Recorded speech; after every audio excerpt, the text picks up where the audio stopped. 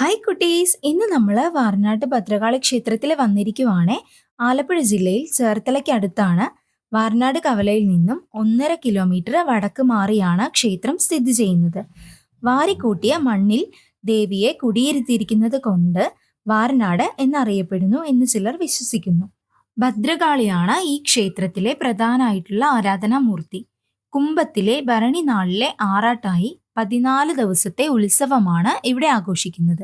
ഗരുഡൻ തൂക്കവും ഭരണി നാളിൽ ഉണ്ടാവാറുണ്ട്. ഞായറാഴ്ച ആയതുകൊണ്ട് തന്നെ അത്യാവശ്യം നല്ല തിരക്കൊക്കെ ഉണ്ടായിരുന്നേ. എന്നാലും നന്നായിട്ട് നടക്കകത്ത് കയറിയപ്പോൾ വലിയ തിരക്കൊന്നും ഇല്ലായിരുന്നു. നല്ലപോലെ തൊഴാനൊക്കെ പറ്റി. ദേവിയെ കാണാനായിട്ട് നല്ല ഭംഗിയുണ്ടായിരുന്നു. അങ്ങനെ ഞങ്ങള് അമ്പലത്തിൽ കയറി, അകത്തൊക്കെ കയറി തൊഴുതു. പ്രസാദമൊക്കെ വാങ്ങിച്ചിട്ട് പുറത്തേക്ക് ഇറങ്ങിയായിരുന്നേ. മഴ പെയ്തിട്ടുണ്ടായിരുന്നതുകൊണ്ട് തന്നെ മൊത്തം വെള്ളമായിരുന്നു. നോക്കി നടന്നില്ല എന്നുണ്ടെങ്കിൽ താഴെ വീഴുന്നത് കൊണ്ട് തന്നെ ഞങ്ങൾ പതിയെയൊക്കെ നടന്ന് പ്രസാദം വാങ്ങിക്കാൻ വേണ്ടി അവിടെ വന്ന് നിന്നേ. അപ്പോൾ നല്ല തിരക്കുണ്ടായിരുന്നതുകൊണ്ട് കുറച്ച് സമയം നിന്ന് കഴിഞ്ഞപ്പോഴാണ് നമുക്ക് പ്രസാദം കിട്ടിയത്. പാലും ഉണ്ടായിരുന്നു. മഞ്ഞ കളറിലെ ചന്ദനവും വെള്ള കളറിലെ ചന്ദനവുമാണ് നമുക്ക് കിട്ടിയത്. ജാനൂസ് ആണെങ്കിൽ ഫുൾ ഓട്ടമാണ്. അമ്പലത്തിൽ വന്നു കഴിഞ്ഞാൽ അവൾക്ക് ഭയങ്കര ഇഷ്ടമാണ്. ഇത്രയും സ്ഥലമൊക്കെ കാണുമ്പോഴത്തേക്കുവേ.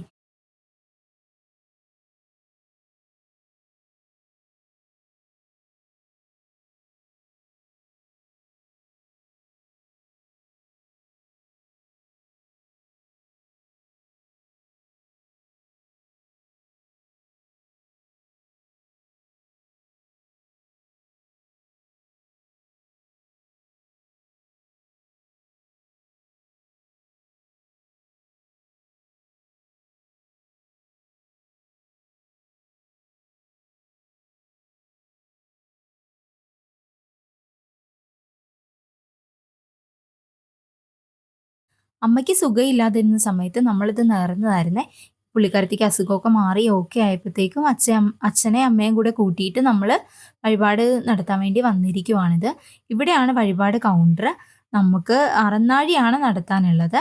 1250 രൂപയാണ് അറന്നാഴിയുടെ റേറ്റ് വരുന്നത്. നമ്മൾ ഇന്ന് ഞായറാഴ്ചയാണ് അമ്പലത്തിൽ വന്നിട്ടുള്ളത്. അപ്പോൾ ഇന്ന് നമ്മൾ സീറ്റ് എടുത്തു കഴിഞ്ഞാൽ ചൊവ്വാഴ്ച രാവിലെ 10 മണിക്ക് വരാനായിട്ടാണ് അവർ പറഞ്ഞത്. അപ്പോൾ നമ്മൾ പാത്രവും രസീതും കൊണ്ടുവന്നിട്ടുണ്ടെങ്കിൽ നമുക്ക് അറന്നാഴി വാങ്ങിച്ചിട്ട് പോകാൻ പറ്റുമേ. നല്ല ചൂടുള്ള അറന്നാഴി ആയിരിക്കുമേ. ഭയങ്കര ടേസ്റ്റ് ആയിരിക്കും. നല്ല കട്ട മധുരവും ചൂടുമുള്ള അറന്നാഴി. അപ്പോൾ ആരെങ്കിലുമൊക്കെ ഇങ്ങനെ നടത്തിയിട്ട് അമ്പലത്തിൽ നമ്മൾ നിൽക്കുകയാണെന്നുണ്ടെങ്കിൽ നമുക്ക് കൊണ്ട് തരുമേ പ്രസാദമായിട്ട്. അപ്പോൾ ഇനിയിപ്പോൾ എന്തായാലും ചൊവ്വാഴ്ച ഞങ്ങൾക്ക് വീണ്ടും വരണം അറന്നാഴി വാങ്ങിക്കാനായിട്ട്. അങ്ങനെ നമ്മൾ കുറച്ച് സമയം അവിടെ കൗണ്ടറിൽ നിന്നു. ചീട്ടൊക്കെ എടുത്തു. അത് കഴിഞ്ഞപ്പോഴത്തേക്കും ജാനി വീണ്ടും അവിടെ കളിക്കാനായിട്ട് തുടങ്ങിയിട്ടുണ്ട്. അവിടെ ദേവിക്ക് ഒരു ആനയെ കൊടുക്കാൻ വേണ്ടിയിട്ട് ബോർഡ് എഴുതിയിട്ടുണ്ട് അവിടെ. പുള്ളിക്കാരത്തിക്കാണെങ്കിൽ ആനയെ കണ്ടു കഴിഞ്ഞാൽ ഭയങ്കര ഇഷ്ടമാണ്. അപ്പോൾ ആനയുടെ പുറകെ നടക്കുവാണിത്.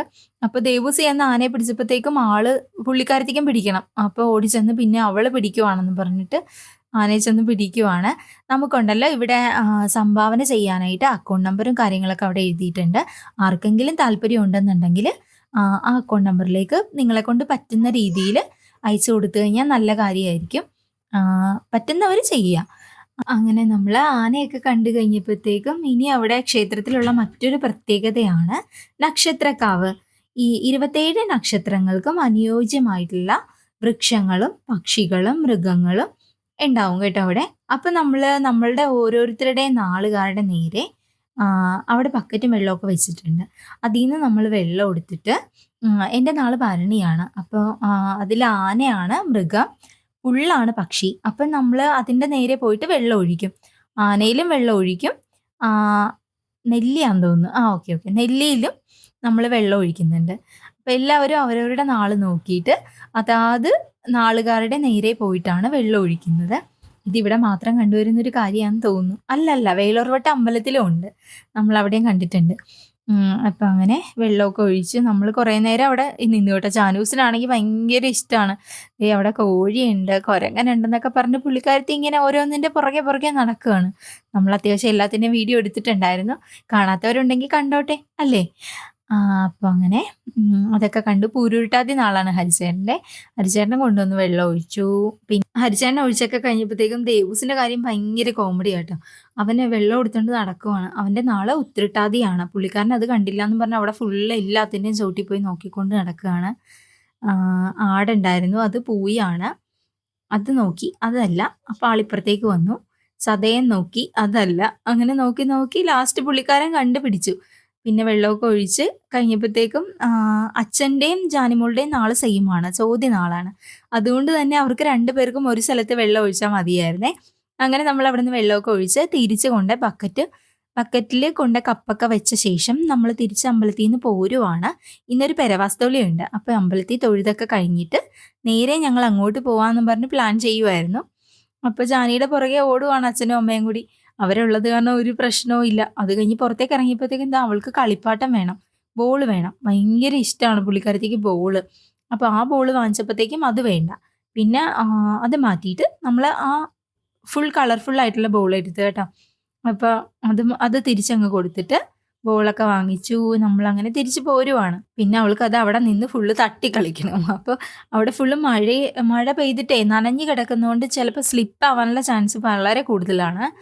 അപ്പം നമുക്ക് വീഴുമോ എന്നുള്ള പേടി കൊണ്ടാണ് കേട്ടോ. നമ്മൾ പെട്ടെന്ന് പോകുന്നു പിന്നെ. അങ്ങനെ നല്ല രസമാണ്. ഇതാണ് അമ്പലത്തിൻ്റെ ഫ്രണ്ട് വശേ. അപ്പം നമ്മൾ ശരിക്കും നേരെ പോരുന്നത്. അതുകൊണ്ട് ഫ്രണ്ടിൽ നിന്ന് അങ്ങനെ എടുക്കാൻ പറ്റിയില്ല വീഡിയോ. നല്ല ഭംഗിയുള്ള സ്ഥലമാണ് കേട്ടോ. വലിയ ഗ്രൗണ്ടും കാര്യങ്ങളൊക്കെ ഉണ്ട്. നമ്മുടെ വീടിൻ്റെ അടുത്തൊന്നും ഇങ്ങനത്തെ ഗ്രൗണ്ടൊന്നും ഇല്ല. ദേവൂസിനൊന്നും അതുകൊണ്ട് തന്നെ കളിക്കാൻ പോകാനോ ഒന്നും പറ്റാറില്ല. അങ്ങനെ നമ്മൾ ഗ്രൗണ്ടൊക്കെ കണ്ടു. ഇങ്ങോട്ട് മാറിയപ്പോഴത്തേക്കും വലിയൊരു ആൽമരം ഉണ്ടേ.